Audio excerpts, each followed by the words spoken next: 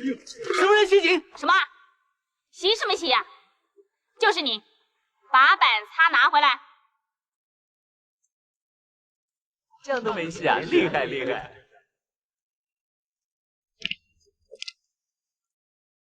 我管你是不是新来的，上我的课神游四海，看什么？当老师的也有自尊呢。为了找回上司的善良之枪，飞虎队精英周星星被迫接受卧底任务，换上一套中学制服，以转校生的身份踏入这所纪律严苛的爱丁堡中学。面对等候他多时的老师，曾经冲锋陷阵的警队精英此刻只能垂头丧气，被迫踏入这套严苛的校园秩序。空旷开阔的篮球场上，大批迟到的学生正排成一长排，全部蹲伏在水泥地面接受惩罚。身穿白衬衫的学生快步奔跑冲入操场，迟到的学生接二连三被赶来罚蹲。周星星站在场地之中，目睹眼前这一幕，满脸错愕，内心充满了抵触。见惯警队纪律的他，也对学校这套高压管教方式感到十分不适。随后来到教学楼走廊，一块巨大的木质校规牌匾赫然立在墙边，牌匾密密麻麻写满50多条校规，大到打架斗殴、外出集会，小到发型长度、鞋袜款式，事无巨细，管束着学生在校的方方面面。不必看了，你早晚会背的。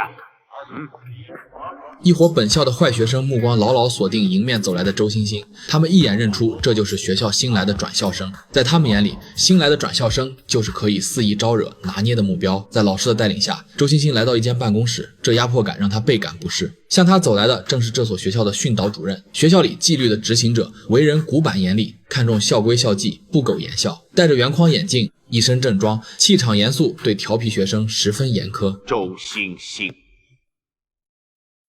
我是这个学校的训导主任林作栋。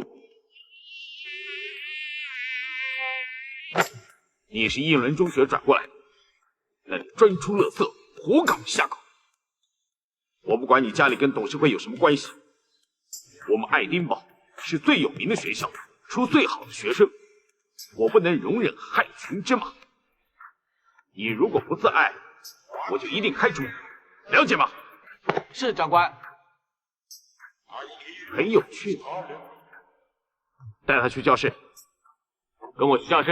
接下来，周星星一边要应付训导主任的管束，一边要隐藏警察身份完成任务。两人在校内频繁斗智斗勇，制造了大量冲突。课堂之上，全班同学都穿着整齐的校服，端坐听课。周星星坐在教室当中，人虽然身在课堂，思绪却早已飘到九霄云外，完全没有听进讲课的内容。听着枯燥乏味的讲课声，他的意识开始恍惚，脑海里陷入幻想。眼前的教室场景瞬间在脑中切换，幻想中自己换上囚服，身处监狱的课堂，周围的同学也全都变成囚犯打扮。他神情凄苦，眼中满是悲凉，在幻想里开口唱着悲歌，哭诉失去自由的痛苦，感慨自己行差踏错，满心伤痛。他整个人完全沉浸在这场天马行空的走神幻想之中，脱离现实课堂。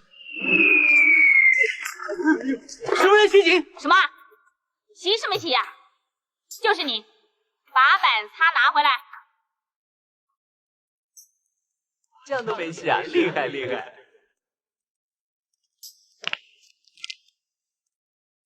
我管你是不是新来的，上我的课神游四海，看什么？